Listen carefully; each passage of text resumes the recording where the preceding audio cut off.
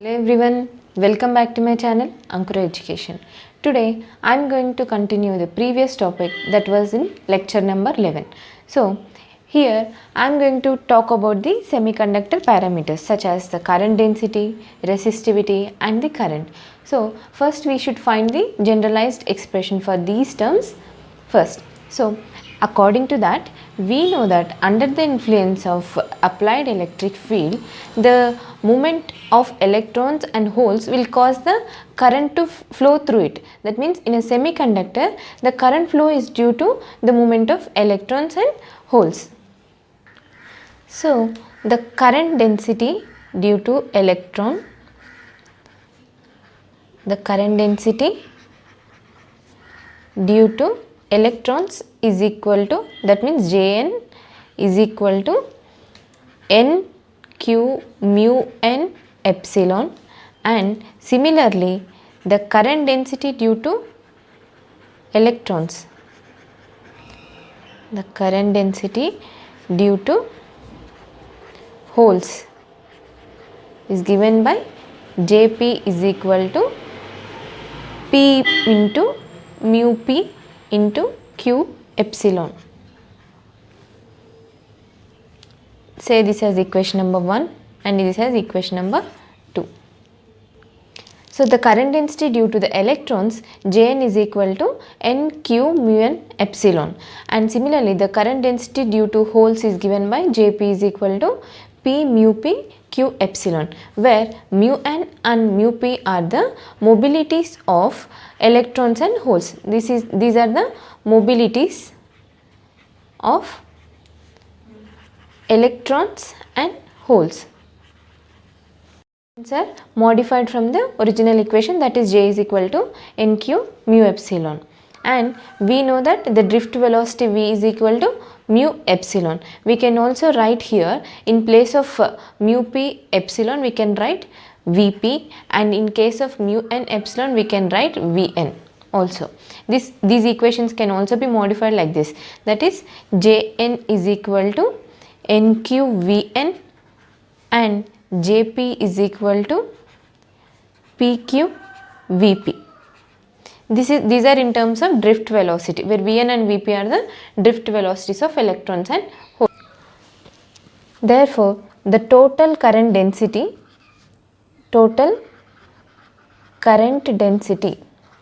J is equal to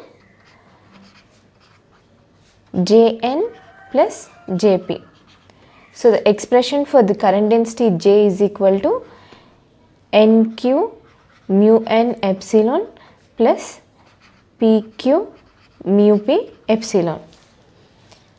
So we can take the q epsilon as common, so we get n mu n plus q mu p into q epsilon. This is the expression for current density in case of semiconductors. Its units are in amperes per meter square or amperes per centimeter square. Now let us go to conductivity sigma. This is also one of the important parameters of semiconductor. So we know that sigma is equal to nq mu epsilon. So in our case we can write sigma is equal to sigma n plus sigma p, where sigma n is equal to nq mu n plus pq mu p. Here we are changing the charge carriers. For electrons it is n and mu n, and for holes it is p and mu p. So if we substitute that, we get sigma is equal to n mu n plus p mu p into Q. This is the expression for conductivity of a semiconductor, and its units are in Siemens per meter or Siemens per centimeter, or its units are also are in ohm per centimeter inverse or ohms per meter inverse.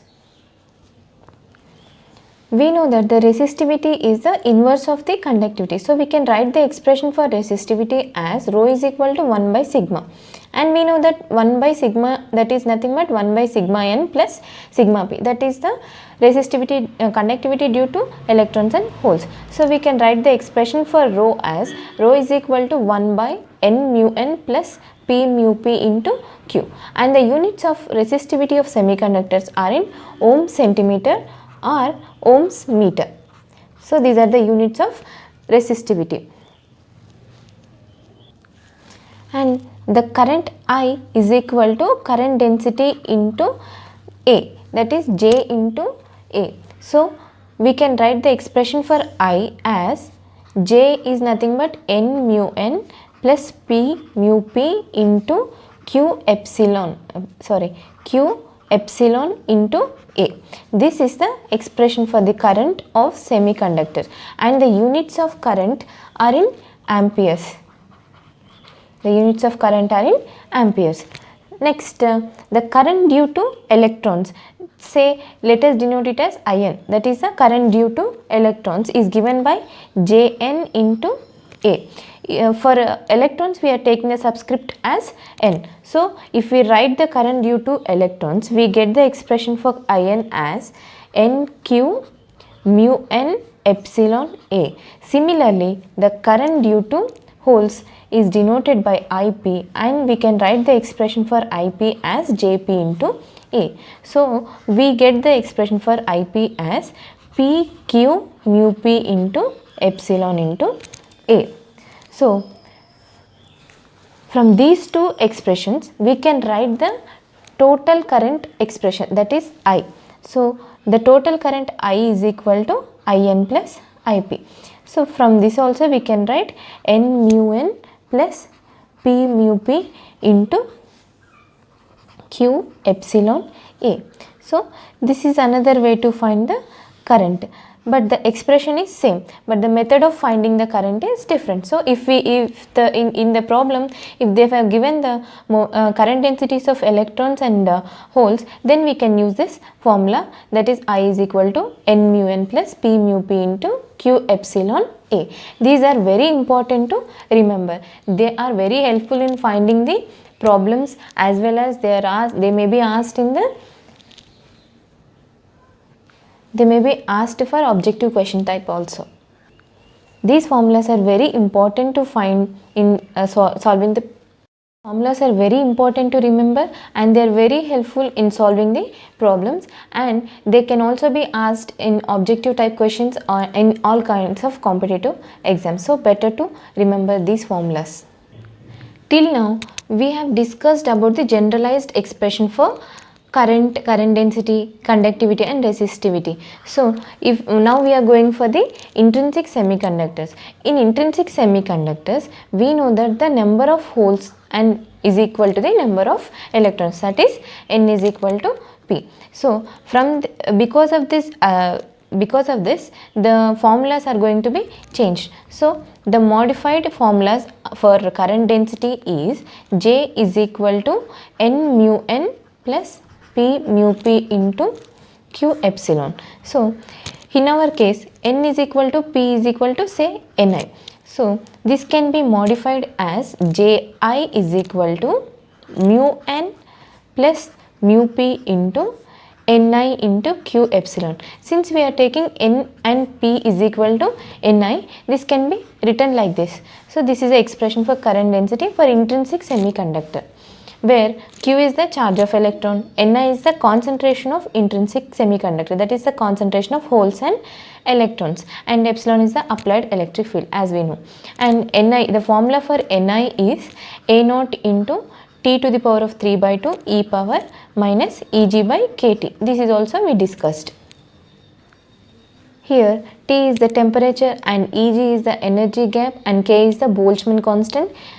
So A naught is a constant, that is equal to the A naught is equal to 2.33 into 10 to the power of 43 into Mn Mp by M square whole to the power of 3 by 2 into e to the power of beta by k. This constant value is equal to 2.33 into this total expression. So where Mn and Mp are the effective mass of electron and proton respectively. These are the effective masses of electron and proton respectively. So we know the expression for Ni for germanium as, that is the value of Ni for germanium is 2.5 into 10 to the power of 13 per centimeter cube at 300 degree Kelvin, that is at room temperature. And similarly the value of Ni for silicon is given by Ni is equal to 1.5 into 10 to the power of 10 per centimeter cube. Same at the room temperature. So the intrinsic concentration is given by Ni is equal to 2.5 into 10 to the power of 13 for germanium and 1.5 into 10 to the power of 10 for silicon.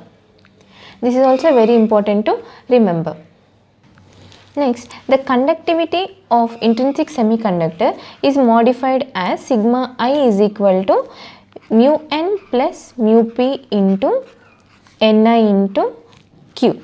So, in place of N and P we are taking Ni. So, this is modified like this.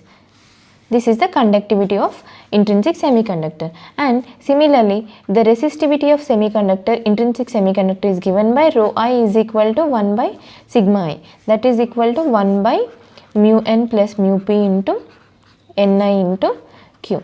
So, these are the modified formulas of conductivity, resistivity and current density in case of intrinsic semiconductors.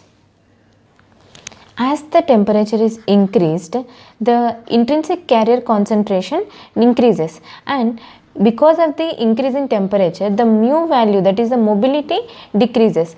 As a result of these things, the conductivity of intrinsic semiconductors increases.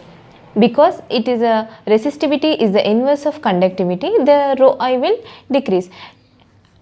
So finally R will decrease, that is the resistance will decrease. So we can, from this analysis we can say that the intrinsic semiconductor will have negative temperature coefficient, that is with increase in temperature the value of resistance will decrease. So we can say that intrinsic semiconductors will possess negative temperature coefficient, and then intrinsic semiconductors use negative temperature coefficient. Therefore this can be used as a thermistor. Because of this negative temperature coefficient, they can be used as thermistors, except silicon and germanium, because silicon and germanium are too sensitive to impurities. So except silicon and germanium, all can be used as thermistors. The conductivity of, that is sigma of germanium, increases by 6% for every degree rise in temperature. That means the conductivity of germanium increases by 6% for every degree rise in temperature, that is T. This is how the conductivity is related to the temperature. But I would like to talk about one point about the metals also here, because we came to know about the negative temperature coefficient. So let us discuss about the positive temperature coefficient also. So in metals, as the temperature increases, the mobility decreases, thereby the conductivity also decreases. This implies in increase of resistivity. So hence the resistance will increase. So this will have, as from this analysis we can say that it is a positive temperature coefficient. So the metals will possess positive temperature coefficient. Metals or conductors will possess the positive temperature coefficient, whereas the semiconductors will possess the negative temperature coefficient. This is very, very important in objective type questions. And here the resistance of metal increases by 0.4% per every degree rise in temperature. Here the relationship between the resistance and temperature is as like this. The resistance increases for every 1 degree rise in temperature by 0.4%.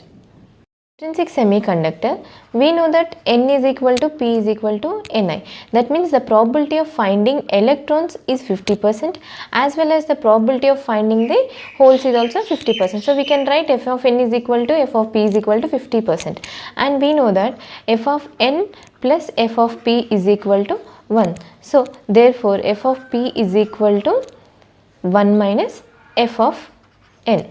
So the probability of finding the holes is equal to 1 minus probability of finding the electron.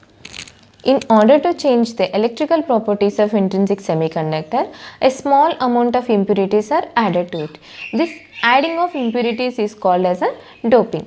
Added impurities are also called as dopants. This we already know about the extrinsic semiconductors. When we discussed about the extrinsic semiconductor, we discussed about all these terms.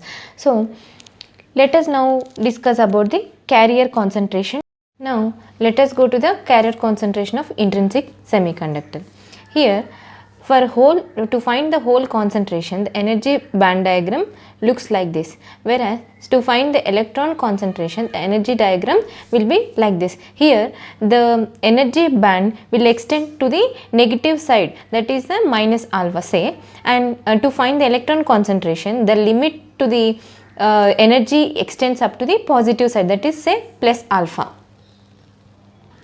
So we can write the expression for whole concentration as P is equal to integral of minus alpha to EV, integral of minus alpha to EV into rho E dE, that is equal to integral of minus alpha into E into 1 minus f of E into n of E dE,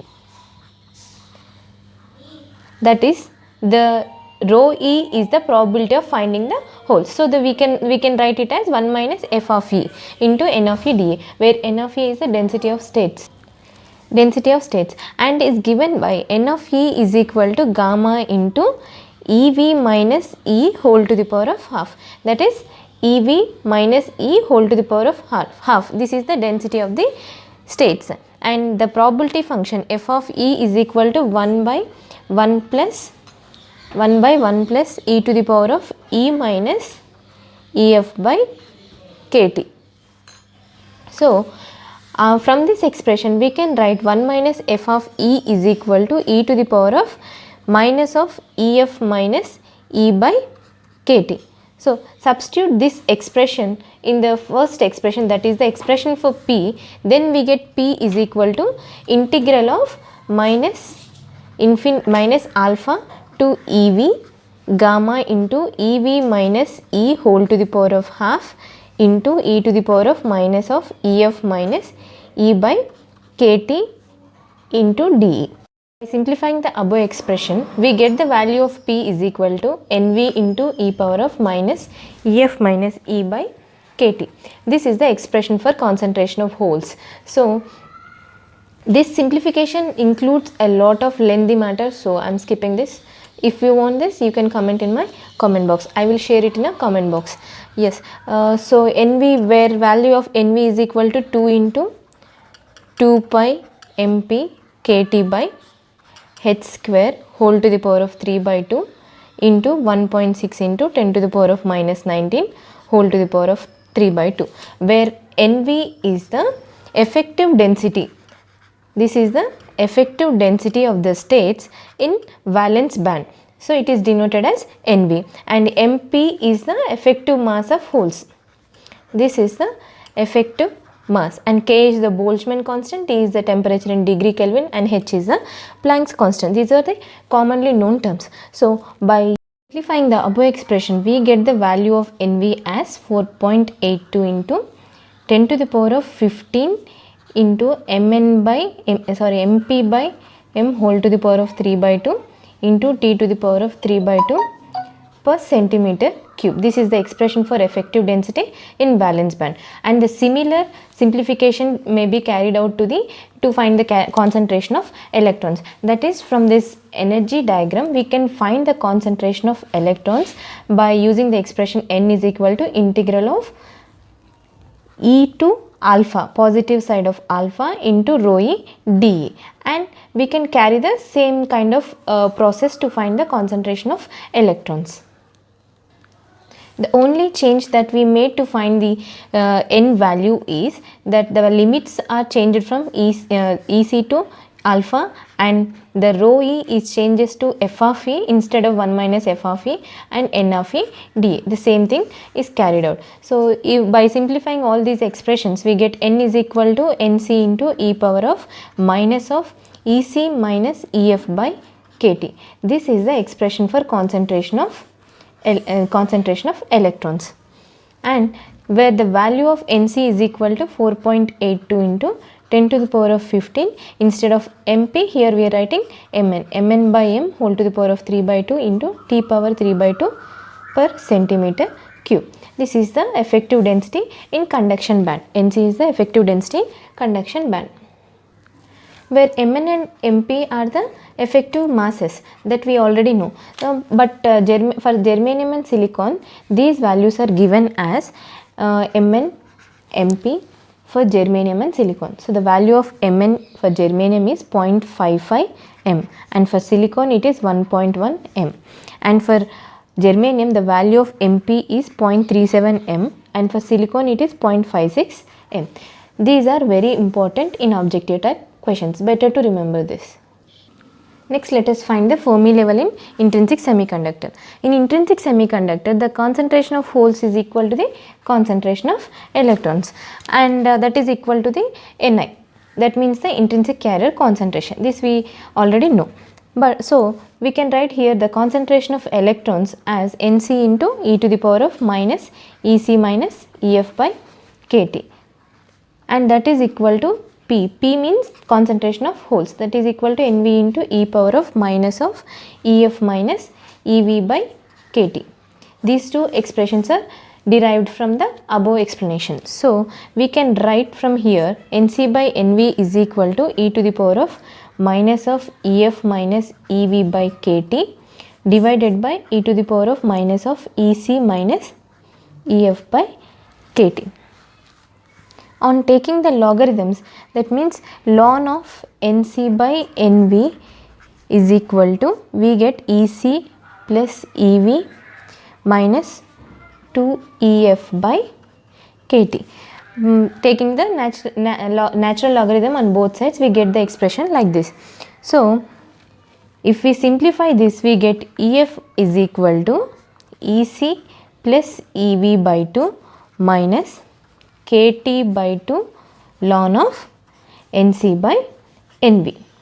This is the expression for Fermi level of intrinsic semiconductor. This is very, very important. So the Fermi level in intrinsic semiconductor is given by Ef, that is equal to Ec plus Ev by 2 minus kT by 2 ln of Nc by Nv, and the values of Nc and Nv are given above.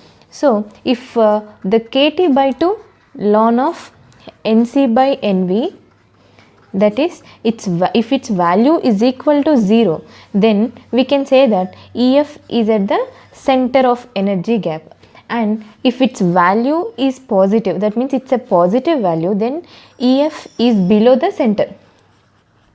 Ef lies below the center. If it is 0, then it is at the center, and if it is positive, then it is below the center. If it is negative, then Ef is above the center. This is a very, very important concept to remember. So we can say that the Fermi level of intrinsic semiconductor is given by Ef, and its value decides the is decided by the expression kT by 2 ln of Nc by Nv. And there is another point to remember, that is kT by 2 ln of Nc by Nv can also be written as kT by 2 ln of Mn by kT by 2 ln of Mn by Mp whole to the power of 3 by 2. If we substitute Nc and Nv here, we also get an expression in terms of effective masses, that is Mn and Mp whole to the power of 3 by 2. If in case of problems, if they are specifying the effective masses, then we can use this formula. Otherwise, if they are giving the effective densities, then we can use the kT by 2 ln of Nc by Nv. So video is becoming more lengthy. I would like to continue the extrinsic semiconductors in our next lesson, that is lecture number 12. So thank you for watching my video. For any doubts and comments, please do comment in my comment box, and if you like my video, please do like, share and subscribe to my channel. Thank you.